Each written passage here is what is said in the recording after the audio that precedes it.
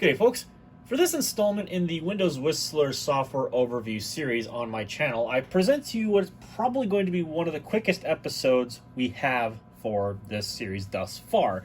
We're going to be taking a look at Windows Whistler build 2428, which was compiled on the 29th of January 2001.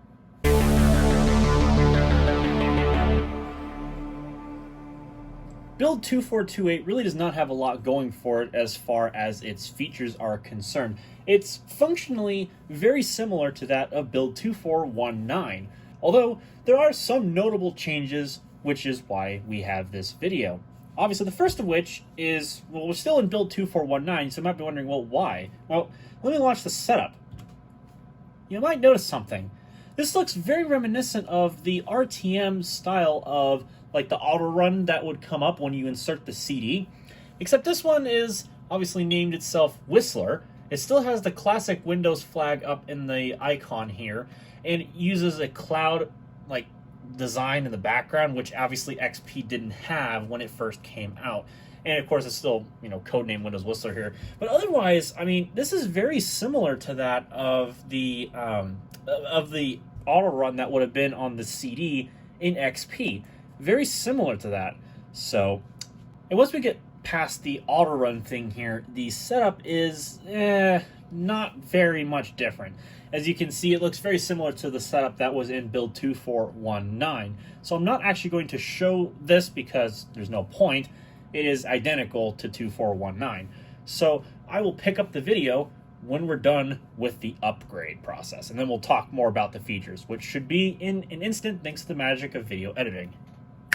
So here is a notable difference from build 2419 to 2428. Here is the Beta 2 boot screen, which, as you can see, incorporates the new, at the time, Windows flag. It still had the multicolored progress bar on the boot screen. It had a copyright year of 2001 on it, and obviously had Microsoft logo on the top right. So it looked way different than 2419 did. But as you can see, otherwise, it's identical in the setup process to the setup we saw in 2419, including the same ugly-looking check boxes there inside of stop signs to represent the progress of Windows installation. So I'm going to go ahead and turn the camera off here, and we will pick back up later once there's either the desktop or there's some other changes.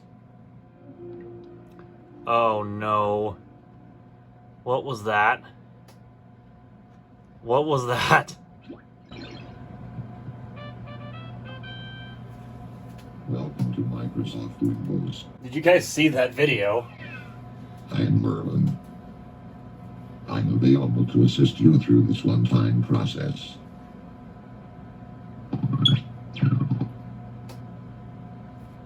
If at any time you need my help, just click the picture of me here or press the F1 key in your keyboard. I'll be right here if you need me. Anyways, that was a bit interesting, shall we say. Alright, so this is the spot which is new, and that is the activation. As you might notice, in this build, it shows after 14 days you must activate Windows Codename Whistler before you can continue to use it.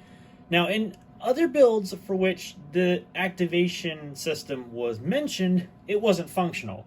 Well, in 2428, it is. So that's definitely interesting. Well, really? Do you want to connect it to the internet? No, not at this time. I don't want to connect it right now. Oh, interesting. So at this stage, it allows you to actually set your username. That's interesting. Not really sure. I don't know. I'll just put my name in here for now, even though I swear I have an account in here already, but I don't know. I guess we'll see if I guess we'll see if that changes the computer name. To discover Windows Codename Whistler Edition, click Finish. Huh. That's an interesting way to name a version of Windows, if you ask me.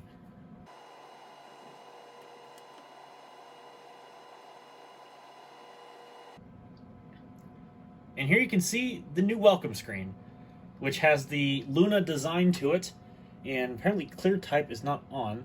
But you can see what they were going for with the Windows logo in the top right corner. It has the new welcome text and saying applying your personal settings. Now this applying your personal settings text and vice versa, it didn't stick until the final version. Of course, it got cut and it just said welcome. There's no Windows logo on the top. And once again, the clouds were not in the final version, although it really would have been cool if they had left those in there. That would have actually been pretty neato to see. And here we are. As you can see out of the box, the Luna theme is applied. And it actually opened up the folder for which I had my 2428 install stuff in, with a new little balloon tip here saying, click a file or folder, then choose a task. So, yeah, we'll get to the Explorer in just a moment, since that just so happened to pop up. I'm not doing dial-up, so get out of here. So actually, let's appropriately set the wallpaper to the one this build would use out of the box. And then we'll get into the rest of this video. And that would be Red Moon Desert. That is the default wallpaper that build 2428 uses out of the box. So let's go ahead and let's take a look first at the computer properties. Now at this stage, as you can see, it still mentions Windows 2000 as the operating system name, which, okay, that's what it's based upon, but that's really about it. Still has the classic Windows logo inside this ancient CRT looking thing that Windows 2000 would have used. But let's take a look at some of the different cues of the new Luna theme. Well, the early Luna theme, if you will. Now, the biggest thing is the color scheme that they use, which is bright blue. Very different from the muted grays that had been in every version of Windows prior to this, at least without a modified theme. Everything looked way different. It looked more texturized with a plastic look to it, and it had differences that just made it feel fresh and new while still being very similar, I guess, in nature, especially if you turn on the classic start menu, and yet gave you something that was different. I don't know how I'm wording that, but you get my idea anyways, I hope. And yeah, let's take a look at some of the other design cues here.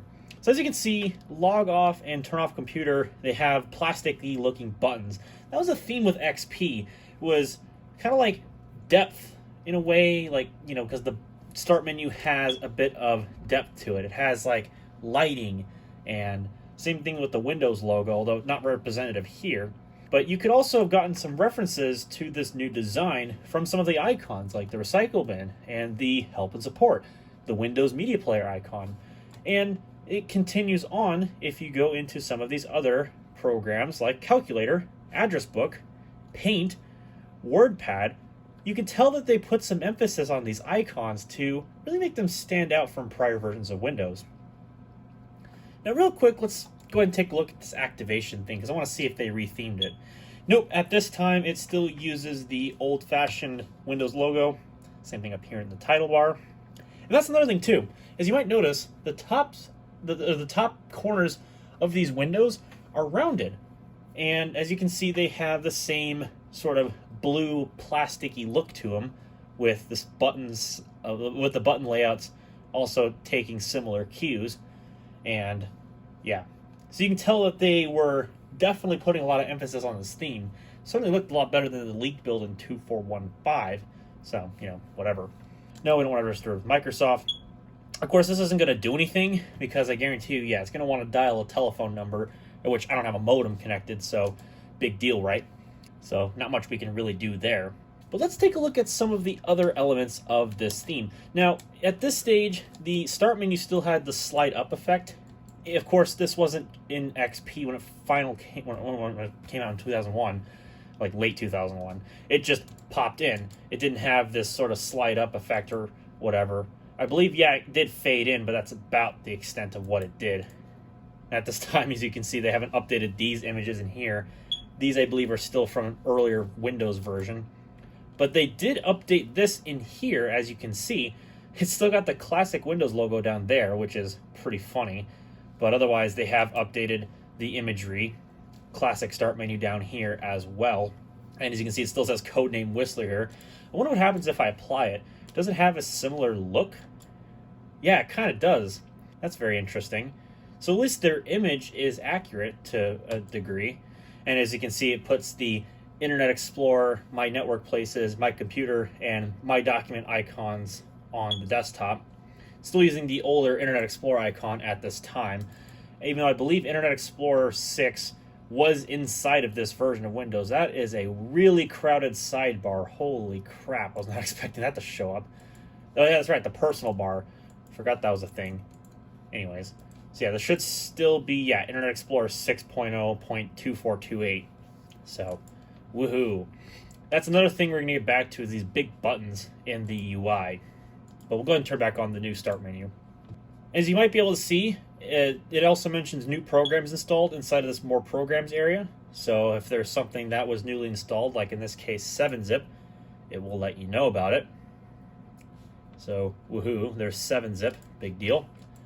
But you get the idea. It would just show you where new programs would be located on your computer if you needed to do that sort of stuff for some reason. Okay, so without further ado, let's start taking a look at the new Explorer. One design element at this early stage is the buttons up here at the top. You might notice that they're significantly larger in size, and they're definitely more detailed, and not just in the drop shadow, but in the actual icons themselves. And this sidebar, this task pane here as they call it, actually got a new look as well, which is very, very similar to the final release of XP, especially the color scheme and the look of these like drop-down menus. Definitely finalized, although for some reason My Pictures has the music icon. I don't know why that's there, but you get the idea.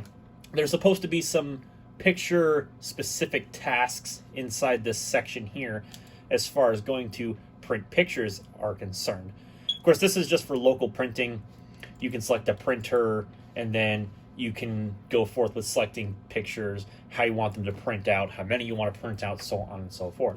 And then there's also this order prints from the internet, which is a wizard in and of itself. So the thing is, you have to like have a site for which would plug into this wizard, and then you could send your photos off that way. I don't remember. I know that was a feature in Windows XP when it came out, but I don't remember how you were to integrate that. But I don't really think it matters too much. And then another thing too, I mean, obviously these didn't stay the way that they were in the final release of XP. They were like a little bit different in size. But let's go take a look at another folder. It looks like my computer here. And as you can see, there's another little detail thing here. And wow, it really displays the contents of your computer. Really interesting. So at this time, it doesn't show you the free space on the hard drive itself down in the details. So you still have to right-click, hit Properties, and then it will actually tell you. Interesting, because I know in XP they finally put that detail down in there, but not at this stage anyway. But yeah, I know in XP when they finally released it, the back and forward buttons did change a little bit, but obviously at this time, no. And then another thing too, actually, I just noticed this.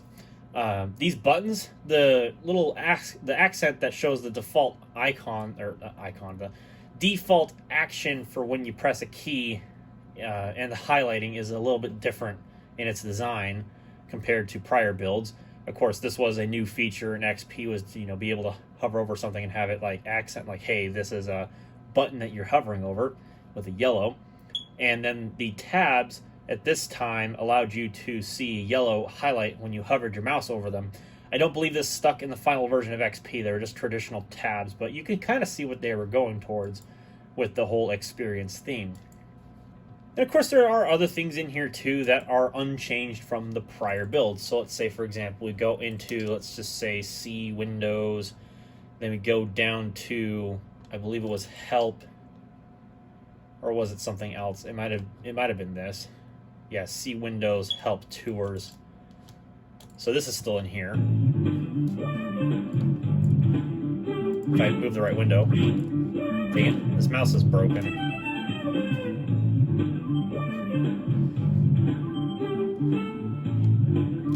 So that's still in here. As you can see, these buttons are now hovering over in green. So that's pretty cool. A little nice attention to detail, unlike prior versions of Windows, where there would just be like static blue or something. Interesting, in here it also still shows the music folder.